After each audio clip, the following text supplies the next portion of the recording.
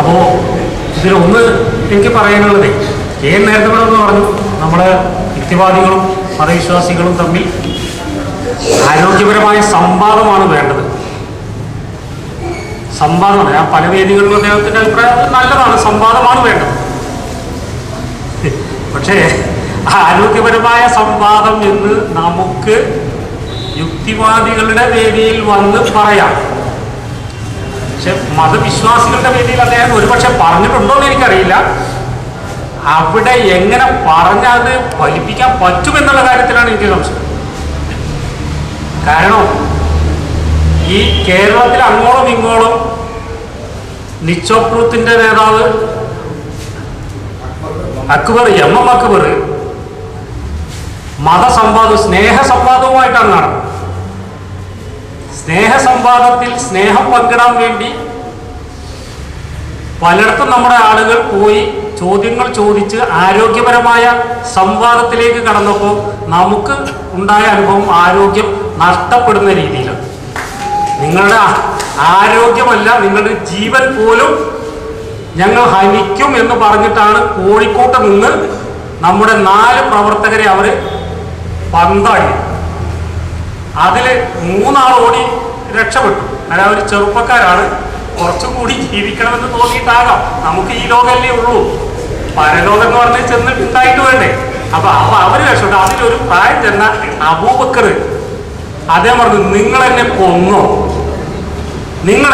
നിങ്ങളുടെ കൈ കൊണ്ടാകട്ടെ എൻ്റെ മരണം, നിങ്ങളുടെ സ്നേഹ സംവാദത്തിന്റെ ഇരയാകട്ടെ ഞാൻ. അതുകൊണ്ട് ഈ കേരളം ഒന്ന് പഠിക്കട്ടെ, നിങ്ങളുടെ സ്നേഹ സംവാദം എന്താണെന്ന് അവിടെ വെച്ച് പറഞ്ഞു, കോഴിക്കോട് വെച്ച്. ആരോഗ്യപരമായ സംവാദത്തിന് യുക്തിവാദികൾ അല്ലെങ്കിൽ സ്വതന്ത്രവാദികൾ ഒരിക്കലും എതിരല്ല. അങ്ങനെ ഇപ്പോൾ ഈ ഒരു കൽക്കട്ട ഖുർആൻ കേസ് വന്നു 80കളിൽ. ഖുർആനിൽ ഉള്ള മാനവിക വിരുദ്ധമായ, മനുഷ്യാവകാശ വിരുദ്ധമായ ആശയങ്ങൾ കോട്ട് ചെയ്ത് അവർ കോടതിയിൽ പോയി ഇത് നിരോധിക്കണം എന്ന് പറഞ്ഞു. ഖുർആൻ നിരോധിക്കണം. എന്തുകൊണ്ട്? അത് അവരക്കമിട്ട് നിരത്തി. അതിനകത്ത് നോക്കുമ്പോൾ ഈ മനുഷ്യാവകാശ വിരുദ്ധമായിട്ടുള്ള ഒരുപാട് കാര്യങ്ങൾ ചൂണ്ടിക്കാണിച്ചുകൊണ്ടാണ് കോടതിയിൽ പോയത്. അതിൽ ഇടമറുക് അഭിപ്രായം കൊടുത്തു, ഒരിക്കലും ഖുർആൻ നിരോധിക്കരുത്, അത് അതുപോലെ വായിക്കപ്പെടേണ്ട സാധനമാണ്. അതാണ് യുക്തിവാദികൾ. നമുക്ക് അഭിപ്രായങ്ങൾ പറയാം. ഇവിടെ അഭിപ്രായം പറയുന്നവനെ വധിക്കുകയാണ് ചെയ്യുന്നത്. അത് ലോകത്തിന്റെ പല ഭാഗങ്ങളുണ്ടല്ലോ. KEN-ഉം അതറിയാം. അഭിപ്രായം പറഞ്ഞതിന്റെ പേരിൽ പല ആളുകളും ഇന്ന് തടവറയിലാണ്, പല ആളുകളും വധിക്കപ്പെട്ടിട്ടുണ്ട്. മതങ്ങൾക്കെതിരെ ഒരു അപശബ്ദം മതത്തിനകത്തു നിന്ന് പോലും പൊറപ്പിക്കുന്നില്ല. മതത്തിനകത്തു നിന്ന് പോലും മതത്തിനെതിരായിട്ടുള്ള ഒരു ശബ്ദം, മതത്തിനെതിരെയല്ല, മത നവീകരണം എന്നിട്ടല്ലേ വ്യക്തിവാദം. അതിനിരയായതാണ് ചേകനൂർ മൗലവി.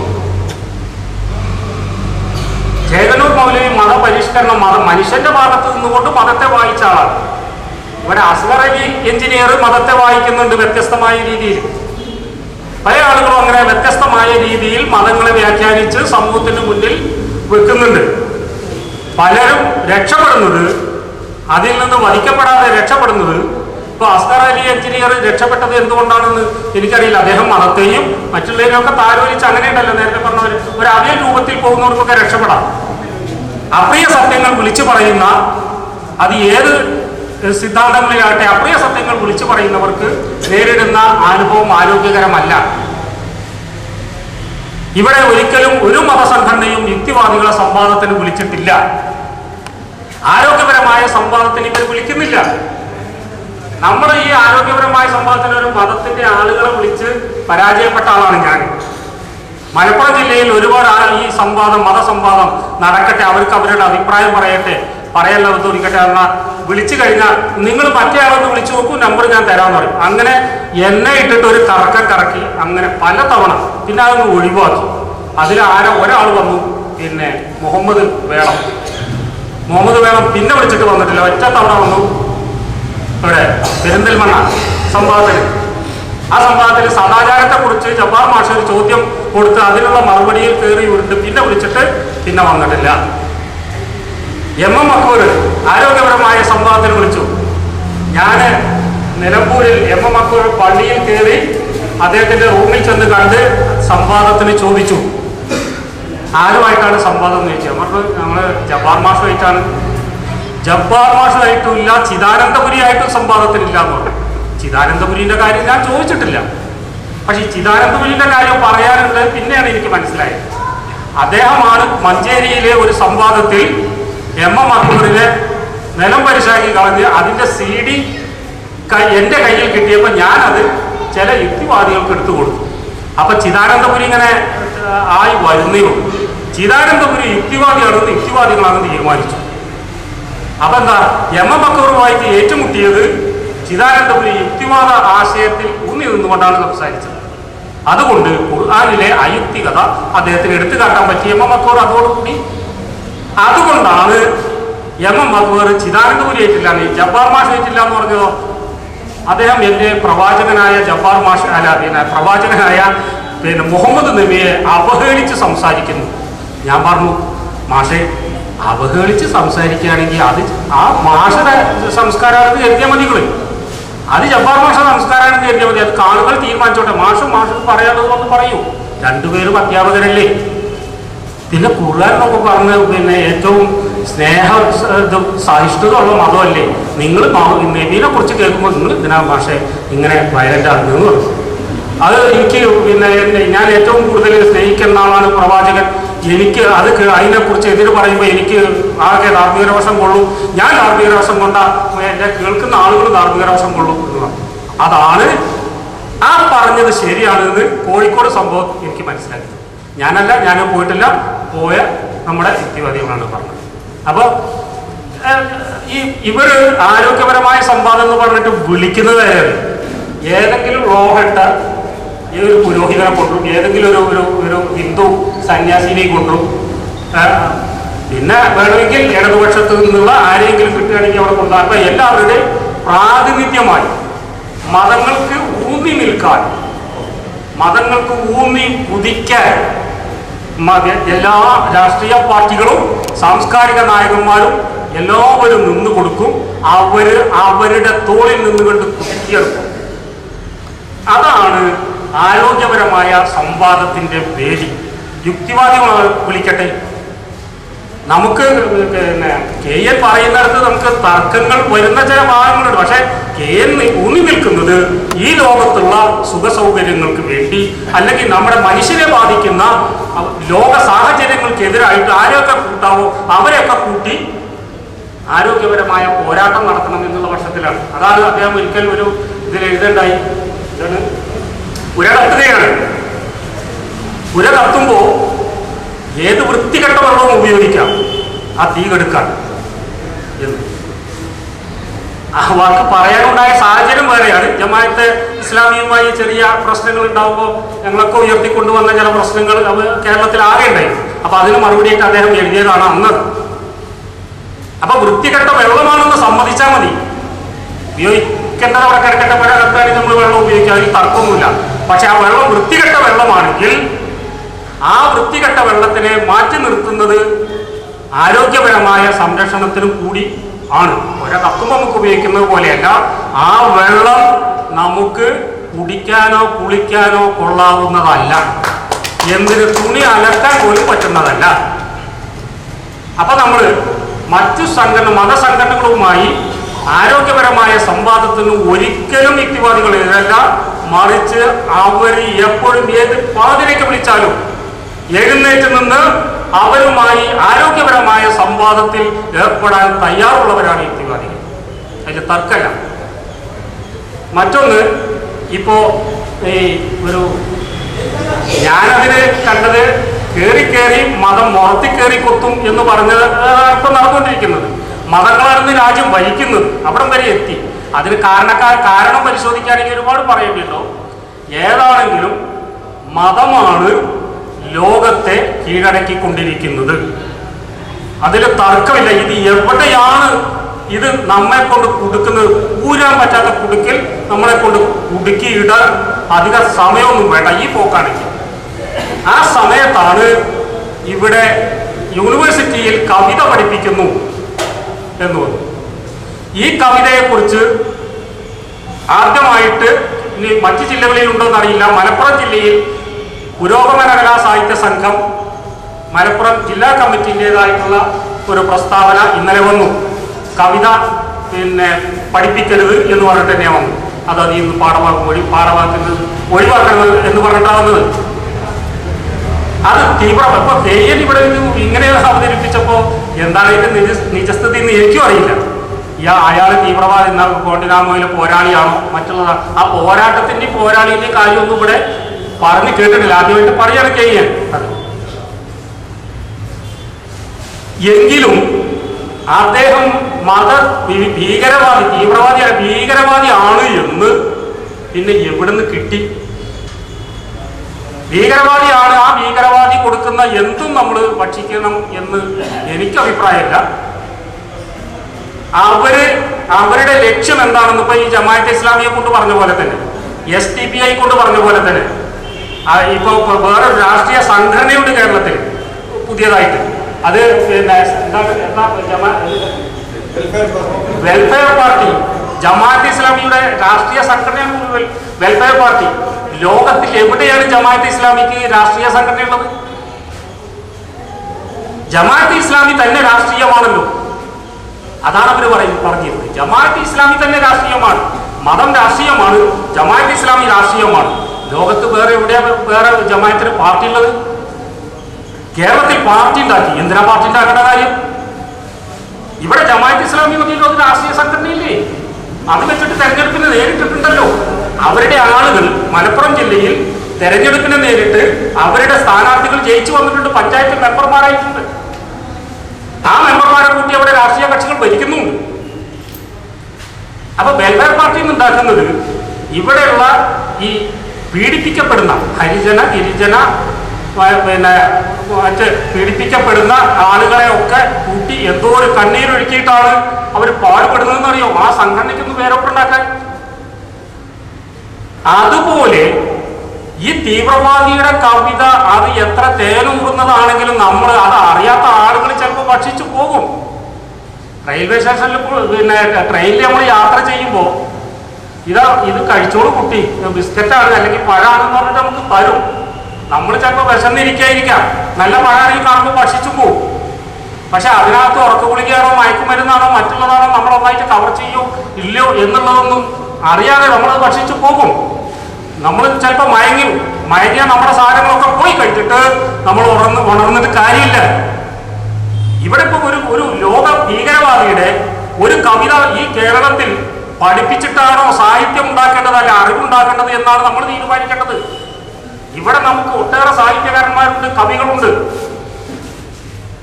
അതിലും വലിയൊരു സാധനം എന്താണ് അദ്ദേഹം എഴുതിയിട്ടുണ്ടാവുക എന്നുള്ളതാണ് എനിക്ക് KN ചോദിക്കാനുള്ളത്. അത് പഠിപ്പിക്കണം എന്നത് ഓക്കെ, പക്ഷേ ഒരു ഭീകരവാദി ഗോൾഡിനാമോയിലെ പോരാളിയാണ് എങ്കിൽ ഓക്കെ, ഒരു പോരാട്ടം.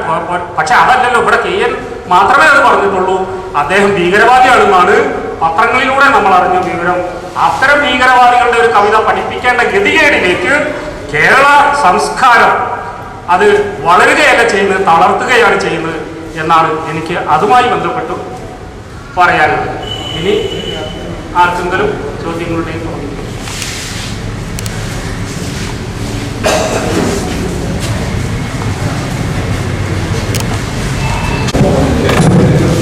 ബഹുമാന്യരായ ചർച്ചയിൽ പങ്കെടുത്ത വിശിഷ്ട വ്യക്തികളെ, പ്രിയമുള്ളവരെ, ഇതൊരു ചോദ്യമാണോ എന്ന് വെച്ചാൽ ഇത് ചോദ്യമൊന്നുമല്ല. കാരണം ഇത് ചോദ്യം ചോദിക്കുകയും അതിന് ഉത്തരം തരാൻ കഴിയുന്ന, ഞാൻ ചോദ്യം ചോദിക്കാൻ ആളും അല്ലെങ്കിൽ ഇവർ ഉത്തരം പറയാൻ കഴിയുന്നവരാണെന്നുള്ള ഒരു ബോധം എനിക്കില്ല. കാരണം മരണത്തിനപ്പുറം എനിക്ക് ഹാംലെറ്റിനെ ഓർമ്മ വരുവാണ്, ഷേക്സ്പിയറിൻ്റെ.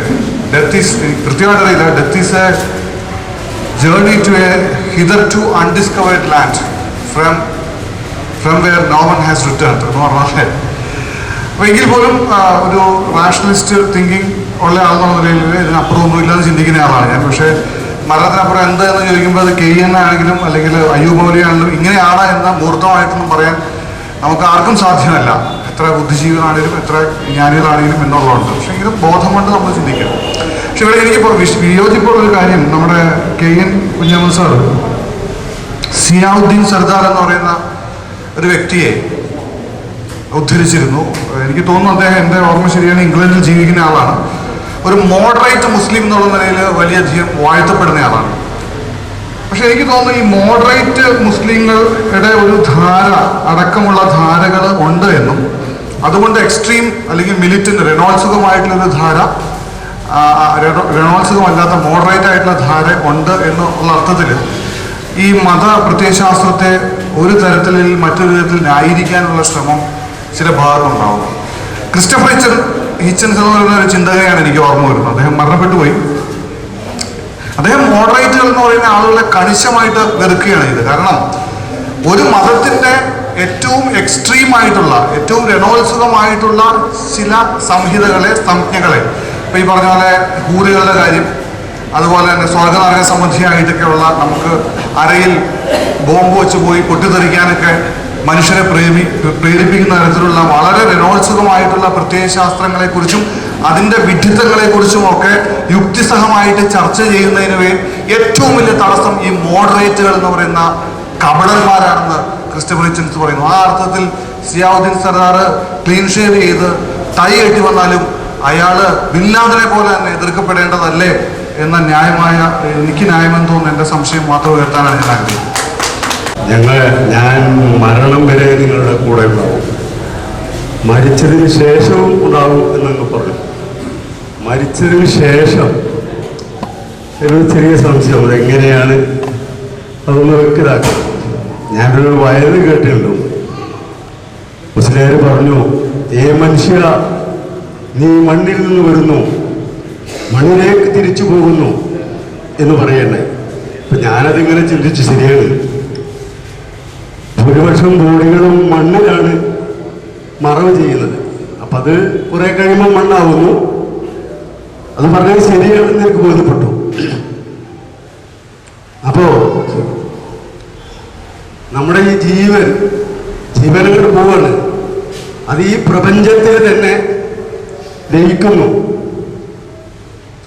അതാണോ ഞാൻ മരണത്തിന് മുമ്പും ശേഷവും നിങ്ങളെ കൂടെ ഉണ്ട് എന്ന് പറയുന്നതിനർത്ഥം? അതാണോ ഈ മണ്ണിൽ തന്നെ ഞാൻ ഉണ്ടാകും എന്നാണോ എന്നുള്ളതിൽ നിന്ന് തിരിച്ചെന്ന് പറയണം എന്ന് ഒരു ചെറിയ അഭ്യർത്ഥന.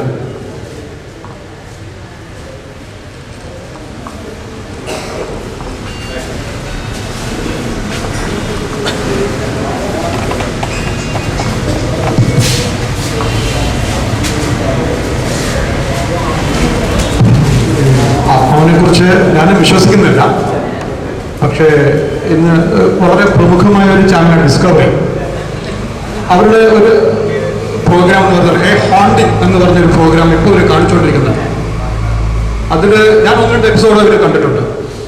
ആ എപ്പിസോഡിൽ മരിച്ച കഴിഞ്ഞ ശേഷമുള്ള ആത്മാവാണല്ലോ മറ്റൊരാളെ ഹോണ്ട് ചെയ്യുന്നത്.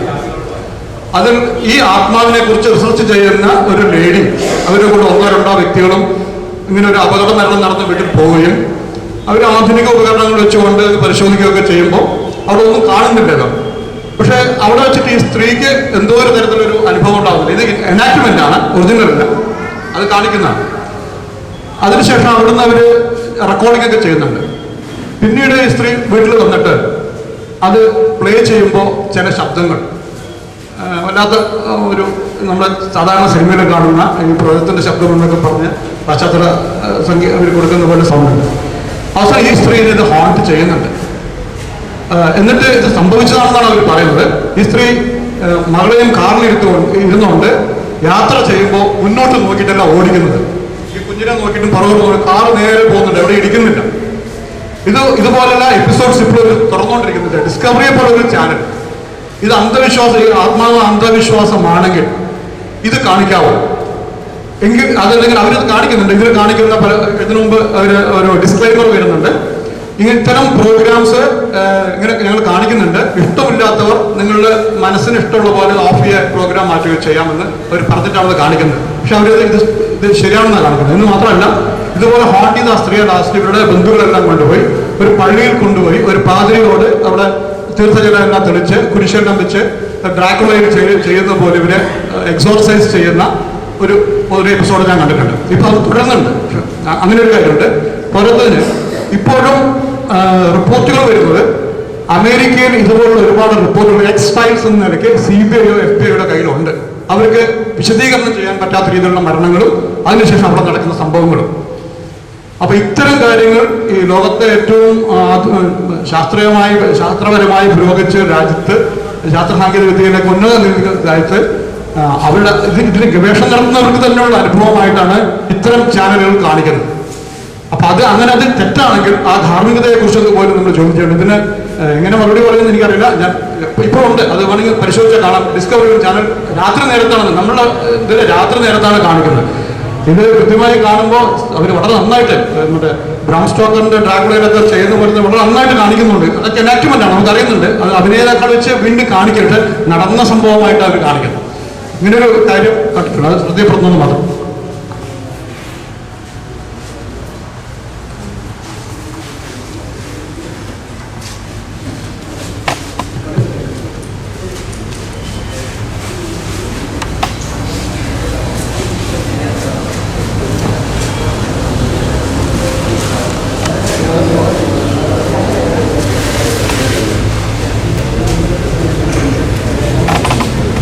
ശ്രീ KNനോടാണ്. താങ്കൾ കുറച്ച് ആഴ്ചകൾക്ക് മുമ്പ്, മാസങ്ങൾക്ക് മുമ്പ് ഒരു ഇസ്ലാമിക മാസിക ഷബാബ് എന്നൊരു മാസികയ്ക്ക് നടത്തിയ അഭിമുഖം അത് വായിച്ചപ്പോഴുണ്ടായ ഒരു സംശയമാണ്.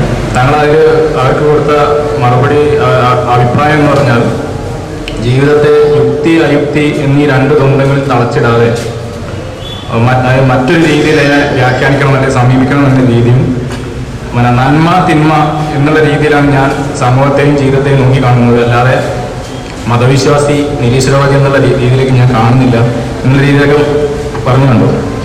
അപ്പം എനിക്കുണ്ടായ ചിന്ത എന്ന് വെച്ചാൽ, നമ്മൾ നന്മ തിന്മ എന്ന് പറയുമ്പോൾ നമ്മൾ പല രീതിയിലും നന്മകൾ യുക്തിവാദികൾ ഇവിടെ ചെയ്യാൻ ശ്രമിക്കുമ്പോൾ അതിനൊക്കെ മതവിശ്വാസികൾ അവരുടെ വേദഗ്രന്ഥങ്ങളിൽ നിന്നും ഓരോ തെളിവ് ഉദ്ദേശിച്ചുകൊണ്ട് നമ്മളെ തടയുന്ന ഒരു കാഴ്ചയാണ് കണ്ടത്.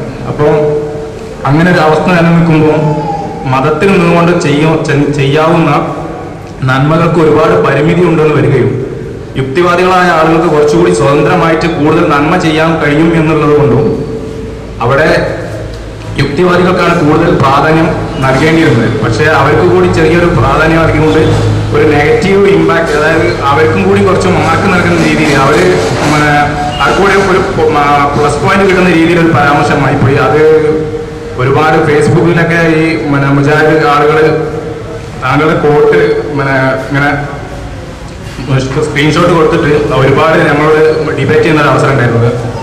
അപ്പോൾ അതിനെക്കുറിച്ചൊരു വിശദീകരണം തന്നാൽ കൊള്ളായിരുന്നു.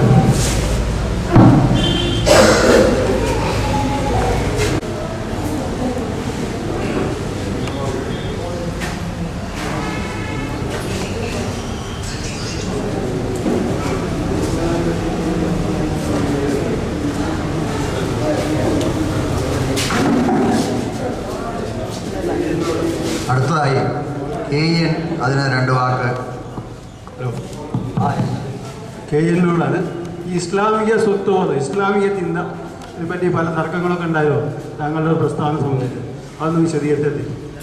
ഇസ്ലാമിക സ്വത്ത് ചിന്ത പറ്റിയിട്ടില്ല.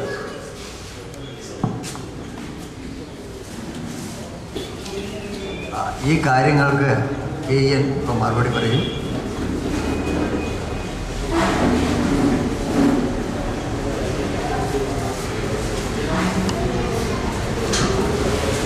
ഇവിടെ ചർച്ചയിൽ ആദ്യം തന്നെ ഒരു സുഹൃത്ത് പറഞ്ഞ പോലെ ഇതിനെ ചോദ്യോത്തരമായി നമ്മൾ ചുരുക്കേണ്ടതില്ല.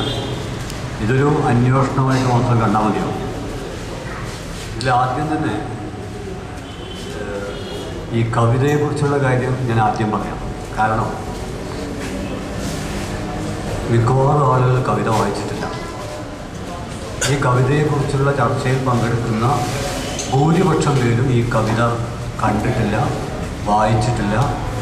വായിച്ചവരിൽ ചിലർക്ക് വേണ്ട വിധം മനസ്സിലായിട്ടില്ല.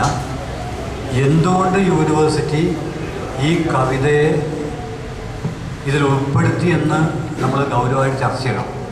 ഈ യൂണിവേഴ്സിറ്റി സത്യത്തിൽ ഒരു അറബി കവിയുടെ കവിത മലയാളത്തിലെ ഇംഗ്ലീഷ് ടെക്സ്റ്റ് ബുക്കിൽ ചേർത്തതിന് അടിസ്ഥാനപരമായിട്ട് യുക്തിയുണ്ട്. എന്താ പ്രശ്നം വെച്ചാൽ മനുഷ്യാവകാശങ്ങളെക്കുറിച്ചുള്ള കാര്യങ്ങൾ കുട്ടികൾ പഠിക്കണം. ഇപ്പോൾ രൂപപ്പെട്ടു വന്ന വളരെ സജീവമായൊരു വിഷയമാണ് ഹ്യൂമൻ റൈറ്റ്സ്. അത് ആളുകൾ പഠിക്കണം, അത് ക്യാമ്പസിലെ കുട്ടികൾക്ക് പരിചയപ്പെടുത്തണം. അപ്പോൾ ഇത് എങ്ങനെ പരിചയപ്പെടുത്തും? ആ സമയത്താണ് വോയിസ് ഓഫ് ഗോണ്ടനാമ തടവറയിൽ പീഡനം അനുഭവിച്ച ആളുകൾ എഴുതിയ 10-15 കവിത പെൻഗ്വിൻ. അത് എഡിറ്റ് ചെയ്തിരിക്കുന്നത് അമേരിക്കയിലെ നിയമ സർവകലാശാലയിലെ അസിസ്റ്റൻ്റ് പ്രൊഫസറാണ് ഈ കവിത എഡിറ്റ് ചെയ്തിരിക്കുന്നത്. പെൻഗ്വിനാണ് ഇത് പ്രസിദ്ധീകരിച്ചിരിക്കുന്നത്, അവരാണ് ഇത് എഡിറ്റ് ചെയ്തിരിക്കുന്നത്. എന്നിട്ട് ഈ കവിത പഠിപ്പിച്ചുകൊണ്ടിരിക്കുകയാണ്. ഇതിൽ നല്ല തമാശയാണ്. ഈ കവിത പഠിപ്പിച്ചുകൊണ്ടിരിക്കുകയാണ്. ഇപ്പം പഠിപ്പിക്കില്ല, ഏറെക്കുറെ പഠിപ്പിച്ചു. ഒരു ബാച്ച് 2 ബാച്ച് കഴിഞ്ഞു. പെട്ടെന്നാണ് ഈ കവിത വലിയൊരു സംവാദമായിട്ട് വന്നത്. ഓഡ് ടു ദ സീനാണ് ഈ കവിതയുടെ പേര്. ഞാൻ ഈ കവിത മിക്കവാറും ആളുകൾ കണ്ടിട്ടുണ്ടാവില്ല എന്നുള്ളത് കൊണ്ട് അതിൻ്റെ ഒരു മലയാളം, എന്നാൽ നമുക്ക് സംവാദം കുറച്ച് എളുപ്പമാവും.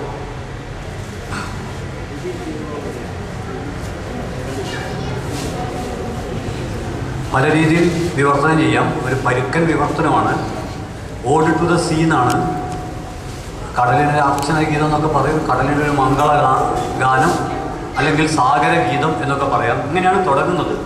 ഓ സാഗരമേ, എൻ്റെ പ്രിയപ്പെട്ടവരെക്കുറിച്ചുള്ള വാർത്തകൾ എനിക്ക് തരൂ. ഓ സാഗരമേ. ഈ കവിത മനസ്സിലാവണമെങ്കിൽ ക്യൂബ, ഗോണ്ടനാമ, കടൽ, ഇതിൻ്റെയൊക്കെ പശ്ചാത്തലത്തിൽ നിന്നുകൊണ്ടാണ് ഈ കവിത നോക്കാൻ. എന്നിട്ട് ഈ തടവുകാരൻ പറയണം, ഇവിടെ ഈ ഗോണ്ടനാമ, ഞാൻ എൻ്റെ പ്രഭാഷണം വളരെ ബോധപൂർവം ഭൂമിയിലെ നരകം, അതായത് മനുഷ്യാവകാശങ്ങളുടെ ശ്മശാനം എന്ന് പറയുന്ന ഗോണ്ടനാമക്ക് സമാനമായിട്ട് എനിക്ക് തോന്നുന്നത് ഒറ്റ കാര്യം മാത്രമേ ഉള്ളൂ. 2000 വർഷങ്ങൾക്ക് മുമ്പ് റോമാ സാമ്രാജ്യത്തിൻ്റെ ഒത്ത നടുക്ക് ഒരു കോൺക്രീറ്റ് കാട് 8 ഏക്കർ കൊളോസിയം. ഈ കൊളോസിയത്തിൽ വെളിച്ചുണ്ടാക്കി എങ്ങനെയാണെന്നറിയോ? കൊളോസിയത്തിൽ വെളിച്ചുണ്ടാക്കിയത് അടിമകളുടെ ശരീരത്തിൽ തുണി വയ്ക്കുക, എന്നിട്ട് എണ്ണ ഒഴിക്കുക, എന്നിട്ട് കത്തിക്കുക. അങ്ങനെയും വെളിച്ചമുണ്ടാക്കാം. മനുഷ്യനെ കത്തിച്ച് വെളിച്ചമുണ്ടാക്കിയ കൊളോസിയം. പ്രമുഖന്മാർക്കും പ്രതികൾക്കും ഇരിക്കാൻ പ്രത്യേകം തട്ടുകൾ, എത്രയോ ആഴ്ചകളോളം പട്ടിണി കിട്ടാൻ വന്യജന്തുക്കൾ, ഭക്ഷണം കൊടുത്ത് കൊഴുപ്പിച്ചെടുത്ത അടിമകൾ, എന്നിട്ട് 2 പേരെ അങ്ങ് തുറന്നു വിടുക, എന്നിട്ട് പിച്ച് കീറുക, വലിച്ച് കീറുക, എന്നിട്ട് അവിടെ ചോര തെറിക്കുക, പ്രാണം കടയുക. ഇതൊക്കെ കണ്ട് പ്രഭുക്കന്മാരും പ്രതികളും ആർത്ത് ചിരിക്കുക. ഇതാണ് 2000 കൊല്ലം മുമ്പ് കൊളോസിയത്തിൽ സംഭവിച്ചത്. ചരിത്രത്തിലൊരു ഐറണിയുണ്ട്. ഈ കൊളോസിയമാണ് 2000 ആണ്ടിന് ശേഷം വധശിക്ഷക്കെതിരെയുള്ള ചരിത്രത്തിലെ അസുലഭ പ്രതീകങ്ങളിലൊന്നായി രൂപപ്പെട്ടത്. അത് ചരിത്രത്തിലെ ഒരു ഐറണി. കേരളത്തിലെ ഒരു മന പിൽക്കാലത്ത് കള്ളിയത്ത് തൊഴിലാളി യൂണിയൻ്റെ ഓഫീസായി തീർന്നതുപോലെ ചരിത്രത്തിലെ ചില ഐറണികൾ. അതുപോലെ അതിഭീകരരായ രാജാക്കന്മാരുടെ ഭീകരതകളുള്ള നമ്മുടെ കൊട്ടാരങ്ങളും കോട്ടകളും ഒക്കെ ടിക്കറ്റ് എടുത്ത് കുട്ടികൾ കാണുന്നത് പോലെ എല്ലാ കോട്ടകളും ഒരിക്കൽ മ്യൂസിയങ്ങളാവും എന്നൊക്കെ നമ്മുടെ കവിതയിൽ ഞാൻ പറഞ്ഞു വരുന്നത്. ഈ കൊളോസിയത്തെ നമുക്ക് ഇന്ന് കാണണമെങ്കിൽ ഗോണ്ടനാമയിൽ പോയാൽ മതി. ഇത്രമാത്രം മനുഷ്യാവകാശ ലംഘനം. ഇങ്ങനെ പറയാറുണ്ട്, ഓസ്വിസ്റ്റിന് ശേഷം, അതായത് ഫാസിസ്റ്റ് പീഡനങ്ങൾക്ക് ശേഷം കവിത അസാധ്യമായി എന്ന് പറയാറുണ്ട്. എന്നാൽ ഒരു 100 ഗ്യാസ് ചാമ്പറും ഓസ്വിസും ഒക്കെ കൂടിയതാണ് ഗോണ്ടനാമ. ആ ഗോണ്ടനാമയിൽ തടവുകാരനായി പിടിക്കപ്പെട്ട, ഭീകരവാദി എന്ന അർത്ഥത്തിൽ തടവുകാരനായി പിടിക്കപ്പെടുകയും 5-6 കൊല്ലം പീഡനമേൽക്കുകയും നിരപരാധിയാണ് എന്ന് തിരിച്ചറിവിൻ്റെ അടിസ്ഥാനത്തിൽ വിട്ടയക്കപ്പെടുകയും ചെയ്ത ഒരാളാണ് ഇബ്രാഹിം സുലൈമാൻ മുഹമ്മദ് അൽ റായിഷ് എന്ന് പറയുന്ന ഈ കവി. ഇനി ഇതിലെ രണ്ടാമത്തെ പ്രശ്നമുണ്ട്. ഞാനിതേക്കുറിച്ചുള്ള എൻ്റെ പ്രതികരണം, ഇയാൾ അൽഖ്വയ്ദ ആണെങ്കിലും ഇദ്ദേഹത്തിൻ്റെ കവിത പഠിപ്പിക്കണം. 2 അർത്ഥത്തിൽ പ്രസക്തമാണ്. അൽഖ്വയ്ദക്കും കവിത എന്ന അർത്ഥത്തിൽ അത് പ്രസക്തമാണ്. രണ്ടാമത്തേത്, കവിതയിൽ സാഹിത്യ വിമർശനത്തിൻ്റെ ഒരു സമീപനമുണ്ട്. സാഹിത്യ വിമർശനം അതിൻ്റെ ഓതർ, അതായത് എഴുതിയ ആളും കവിതയെയും കൂട്ടിക്കുറയ്ക്കാൻ പാടില്ല. അതാണ്. ഇപ്പം അതിൻ്റെ സങ്കീർണമായ തിയറി ഞാൻ പറയേണ്ട ആവശ്യമില്ല. Author is dead. റോളാൻ ബാർത്തിൻ്റെ പ്രധാനപ്പെട്ട പ്രബന്ധമാണ് ഓതറീസിൻ്റെ എഴുത്തുകാരൻ്റെ മരണം. എഴുത്തുകാരൻ്റെ മരണം എന്ന് പറഞ്ഞാൽ നമ്മുടെ നാട്ടിൽ ചിലർ വിചാരിച്ച പോലെ എഴുതുന്നതോടുകൂടി എഴുത്തുകാരൻ മരിക്കുന്നതല്ല. രചനയിൽ എഴുത്തുകാരന് അധികാരമില്ല, അയാളുടെ ഏകാധിപത്യമല്ല. അയാളുടെ ഒരു വാക്കിൽ ഉപയോഗിച്ച വാക്കുകൊണ്ട് ഉദ്ദേശിച്ച അർത്ഥം തന്നെ ആവണമെന്നില്ല വായനയിൽ ഉത്പാദിപ്പിക്കപ്പെടുന്നത്. അതുകൊണ്ട് റിൽക്കെ അടിമക്കച്ചവടം നടത്തിയിട്ടുണ്ട്. അതുകൊണ്ട് അടിമത്തത്തിനെതിരെയുള്ള റിൽക്കയുടെ കവിത ക്യാമ്പസിൽ പഠിപ്പിക്കണം. ഇനി ഷെനെ എന്ന് പറയുന്ന ആൾ കൂട്ടിക്കൊടുപ്പും കൊള്ളയും പോക്കറ്റടിയും ഒക്കെ നടത്തി വളരെ കാലം തടവിൽ ജീവിച്ച ആളാണ്. അദ്ദേഹത്തിൻ്റെ കൃതികൾ ഇന്ന് മാസ്റ്റർ പീസുകളാണ്, ഷെനയുടെ കൃതികൾ. എസ്രാ പൗണ്ട് ഫാസിസത്തെ പിന്തുണച്ച കവിയാണ്. ലോകത്തിലെ മികച്ച കവിതകൾ, ഞാനൊക്കെ കോളേജിൽ എസ്രാ പൗണ്ടിൻ്റെ കവിതകൾ പഠിച്ചിട്ടുണ്ട്. ഫാസിസത്തെ പിന്തുണച്ച കവിയാണ് എസ്രാ പൗണ്ട്. ന്യൂ തോംസൺ, ഒരുപാട് പ്രശസ്തരായ എഴുത്തുകാർ അവരുടെ വ്യക്തി ജീവിതത്തിൽ പുലർത്തിയ കാഴ്ചപ്പാടും അവരുടെ രചനയിലെ കാഴ്ചപ്പാടും രണ്ടാണ്. അത് കൂട്ടിക്കുറയ്ക്കുന്നത് സാഹിത്യ വിമർശനം അംഗീകരിക്കുകയില്ല, അക്കാദമികമായ മാനദണ്ഡങ്ങളും അംഗീകരിക്കുകയില്ല. അങ്ങനെയാണെങ്കിൽ മുൻകാല പ്രാബല്യത്തോടെ പാഠപുസ്തകങ്ങളിൽ നിന്ന് കുത്തിക്കളയേണ്ട കവിതകളുടെയും പ്രബന്ധങ്ങളുടെയും ലിസ്റ്റ് തയ്യാറാക്കുക എന്ന ഭാരിച്ച ജോലി ഇനിയും മരിച്ചിട്ടില്ലാത്ത അക്കാഡമീഷ്യന്മാർ ഏറ്റെടുക്കേണ്ടി വരും. അതൊരു വല്ലാത്ത പണിയായിരിക്കും. അതുകൊണ്ട് ഞാൻ ചൂണ്ടിക്കാണിക്കുന്നത് ഈ കവിത, പിന്നെ ഞാൻ മാത്രമല്ല, ഇതേക്കുറിച്ച് ആദ്യം പ്രതികരിച്ചത് സച്ചിദാനന്ദനാണ്. സച്ചിദാനന്ദനും ഞാനുമാണ് തുടക്കത്തിൽ പ്രതികരിച്ചത്. പക്ഷേ പിന്നീട് T P Rajeevan, U K Kumaran മുതൽ ഒരുപാട് പേർ ഇതേക്കുറിച്ച് പ്രതികരിച്ചിട്ടുണ്ട്. AKGCT, കേരളത്തിലെ ഇടതുപക്ഷ കോളേജ് അധ്യാപകരുടെ സംഘടന, AKGCT-യുടെ പ്രസ്താവന വന്നിട്ടുണ്ട്, കവിത പഠിപ്പിക്കണം. AKPCTA, കേരളത്തിലെ പ്രൈവറ്റ് കോളേജ് അധ്യാപകരുടെ ഇടതുപക്ഷ സംഘടന, അവരുടെ പ്രസ്താവന വന്നിട്ടുണ്ട്, ഇത് പഠിപ്പിക്കണം. ഇനി ഞാൻ ബ്രാക്കറ്റിൽ സ്വകാര്യമായിട്ടൊന്ന് പറയാം, ആരുടെ പ്രസ്താവന വന്നിട്ടില്ലെങ്കിലും ഞാൻ ഉറപ്പിച്ച് പറയുന്നു, ഒരു കൾച്ചറൽ ആക്ടിവിസ്റ്റ് എന്ന അർത്ഥത്തിൽ ഈ കവിത പഠിപ്പിക്കപ്പെടണം. ഞാൻ അതുകൊണ്ടാണ് പറഞ്ഞത്, അദ്വാനി അടിയന്തരാവസ്ഥ കാലത്ത് തടവിൽ കിടന്ന അദ്വാനി ഒരു കവിത എഴുതിയിരിക്കുക, തടവറ കവിത. ആ കവിത തടവറകളെക്കുറിച്ച് പഠിപ്പിക്കുന്ന ഒരു സെഷനിൽ ഉൾപ്പെടുത്തണം. കാരണം തടവറയെക്കുറിച്ച് ബുഷ് എഴുതിയ തടവറയുടെ അനുഭവം ഉണ്ടാവണം. ഗോണ്ടനാമയുടെ ഒരു അനുഭവം ബുഷ് എഴുതുകയാണെങ്കിൽ, ബുഷ് ഗോണ്ടനാമ ഉണ്ടാക്കിയതാണ്, പക്ഷേ അങ്ങനെ ഒരു അനുഭവം ഉണ്ടെങ്കിൽ മനുഷ്യാവകാശങ്ങളെക്കുറിച്ച് പഠിപ്പിക്കാൻ പറ്റിയൊരു കവിതയാണ്. ഈ കവിതയായിട്ട് ചേർത്ത് നോക്കാവുന്ന ഒരു സിനിമയുണ്ട്, വളരെ മുമ്പേ ഞാൻ കണ്ടത്. ആ സിനിമയും ഈ കവിതയും തമ്മിൽ ചെറിയൊരു ചർച്ചയുണ്ട്. ഒരുപക്ഷെ ഇവിടെ ചിലരൊക്കെ ആ സിനിമ കണ്ടിരിക്കും. ഒരു പാലം തകർക്കുന്നതിൻ്റെ പേരിൽ അറസ്റ്റ് ചെയ്യപ്പെട്ട ഒരാൾ തൂക്കിലേറ്റപ്പെടുകയാണ്. തൂക്കിലേറ്റുന്ന കഴുത്തിൽ കയറിട്ട സമയത്ത് അയാൾ കാണുന്ന സ്വപ്നങ്ങളാണ്.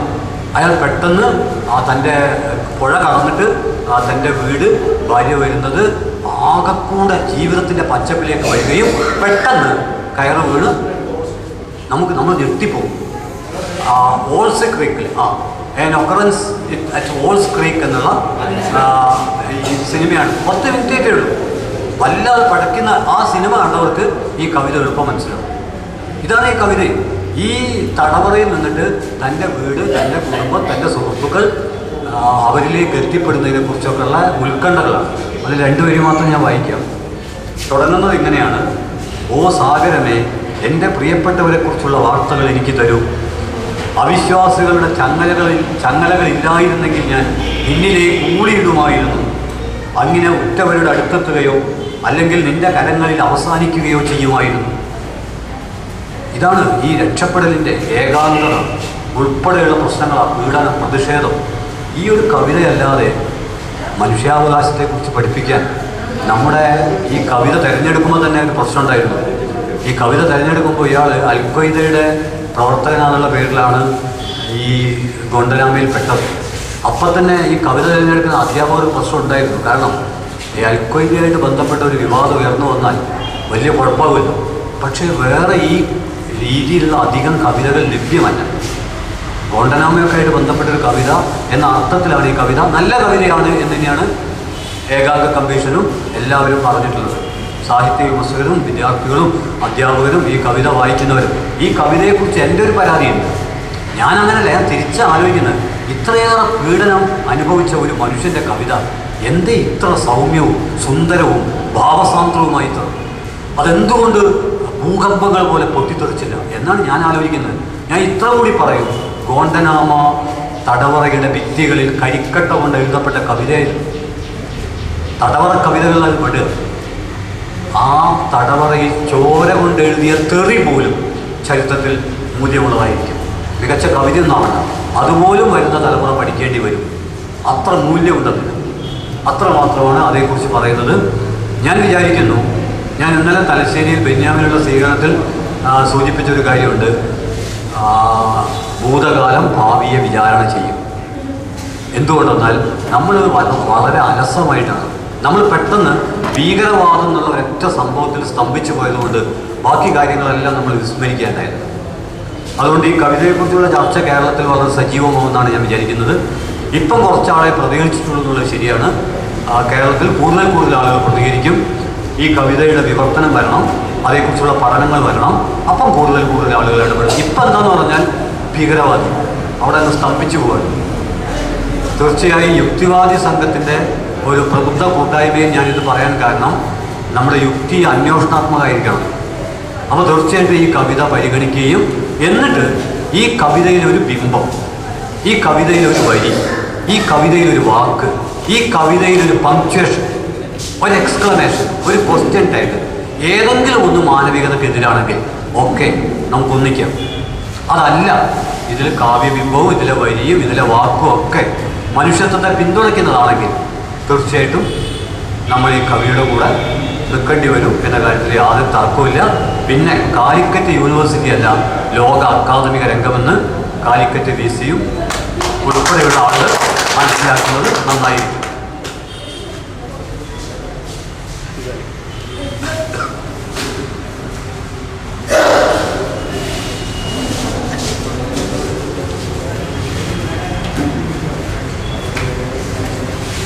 പിന്നെ രണ്ടാമത് ഇവിടെ ഉയർന്നു വന്ന വളരെ ഗൗരവമായൊരു അഭിപ്രായം, ഈ മതത്തിലെ മോഡറേറ്റുകൾക്ക് ജനാധിപത്യവാദികൾ ഒരു പ്രത്യേക അംഗീകാരം നൽകേണ്ടതില്ല. ഉദാഹരണമായിട്ട് സിയാവുദ്ദീൻ സർദാർ ഉൾപ്പെടെയുള്ളവർ.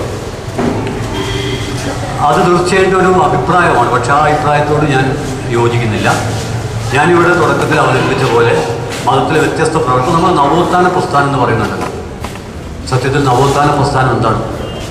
ഹിന്ദു മതത്തിലെ നവോത്ഥാന പ്രസ്ഥാനം, ഇസ്ലാം മതത്തിലെ നവോത്ഥാന പ്രസ്ഥാനം ഒക്കെ നോക്കിക്കഴിഞ്ഞാൽ നമുക്കറിയാം മതത്തിൻ്റെ തന്നെ കാഴ്ചപ്പാട് അവർ അവതരിപ്പിക്കുന്നത്. ഇപ്പോൾ ഞാൻ വക്കം മൗലവിയുടെ ഒരു ഉദാഹരണം പറയാം. വക്കം മൗലവി സ്ത്രീകളുടെ വിദ്യാഭ്യാസത്തെ പറ്റി ഉള്ള ഒരു അഭിപ്രായം. അപ്പോൾ സ്ത്രീകൾ വിദ്യ അഭ്യസിക്കേണ്ടതില്ല എന്നൊരു ഹദീസിൽ പറയുന്നുണ്ട്, സ്ത്രീകൾ വിദ്യ അഭ്യസിക്കണമെന്ന് വേറൊരു ഹദീസിലും പറയുന്നുണ്ട്. അപ്പോൾ വക്കം മൗലവി വളരെ സിമ്പിളായിട്ടൊരു ചോദ്യം ചോദിക്കുകയാണ്. പഠിക്കണമെന്നും പറയുന്നുണ്ടെങ്കിൽ പിന്നെ സംശയിക്കാണ്ടോ? പഠിക്കണം എന്നുള്ളതിൽ സ്വീകരിക്കേണ്ടത്, പിന്നെ എന്തിനാ തർക്കം? അതൊരു നിലപാടാണ്. ആ നിലപാട് മതത്തിലെ അക്ഷരാർത്ഥങ്ങളെ അടിസ്ഥാനമായി പ്രവർത്തിക്കുന്ന പരമ്പരാഗത വീക്ഷണത്തേക്കാൾ പുരോഗമനപരമാണ്. അത് വാക്കിൽ മാത്രമല്ല പുരോഗമനം, അത് ഒരു തലമുറയുടെ ജീവിതത്തെയാണല്ലോ മെച്ചപ്പെടുത്തുന്നത്. ആ അർത്ഥത്തിൽ അതിനെ നാം കാണണം. ഇനി മതഗ്രന്ഥങ്ങളടക്കം ഒരു ജനാധിപത്യവാദി എങ്ങനെ കാണണം എന്ന് പറയുമ്പോൾ മതത്തിലെ ജനാധിപത്യവാദികൾ എങ്ങനെയാണ് കാണുന്നത്? നമ്മളിവിടെ അസ്കർ അലി എഞ്ചിനീയറെ പറ്റി പറഞ്ഞു, മുഹമ്മദ് ബാറക്കിലും ഇവിടെ എല്ലാവരും പറഞ്ഞു. അസ്കർ അലി ഖുറാനെ കുറിച്ചൊരു അഭിപ്രായം പറഞ്ഞിട്ടുണ്ട്. ഖുറാനിലെ വചനങ്ങളെ രണ്ടായിട്ട് അദ്ദേഹം വിഭജിക്കുന്നുണ്ട്. അദ്ദേഹം ഉപയോഗിക്കുന്ന വാക്ക് ഒന്ന് കോണ്ടക്സ്റ്റൽ വേഴ്സസ്, മറ്റൊന്ന് നോർമേറ്റീവ് വേഴ്സസ്. രണ്ട് വാക്ക്. കോണ്ടക്സ്റ്റൽ വേഴ്സസ് എന്ന് പറഞ്ഞാൽ ചില പ്രത്യേക സന്ദർഭങ്ങളിൽ മാത്രം പ്രസക്തമായതാണ്. നോർമേറ്റീവ് എന്ന് പറയുമ്പോൾ നീതി, മൂല്യങ്ങളുമായിട്ട് ബന്ധപ്പെട്ടതാണ്. അതുകൊണ്ട് കോണ്ടക്സ്റ്റൽ വേഴ്സസ് എക്കാലത്തേക്കും പ്രസക്തമാണ് എന്ന് മതത്തിൻ്റെ അകത്തെ ഒരു യാഥാസ്ഥിതികർ വാദിക്കുമ്പോൾ മതത്തിൻ്റെ അകത്തെ ജനാധിപത്യവാദി വാദിക്കുന്നു. കോണ്ടക്സ്റ്റൽ വേഴ്സസ് എല്ലാ കാലത്തേക്കും ബാധകമല്ല, അത് ആ കാലത്ത് മാത്രമേ ബാധകമാവൂ. അപ്പോൾ ഈ തർക്കത്തിൽ ജനാധിപത്യവാദികളും മതരഹിതരും എവിടെ നിൽക്കും? മതത്തിലെ ജനാധിപത്യവാദികൾക്കൊപ്പം നിൽക്കും. അതല്ലാതെ മതത്തിലെ ജനാധിപത്യവാദവും മതത്തിലെ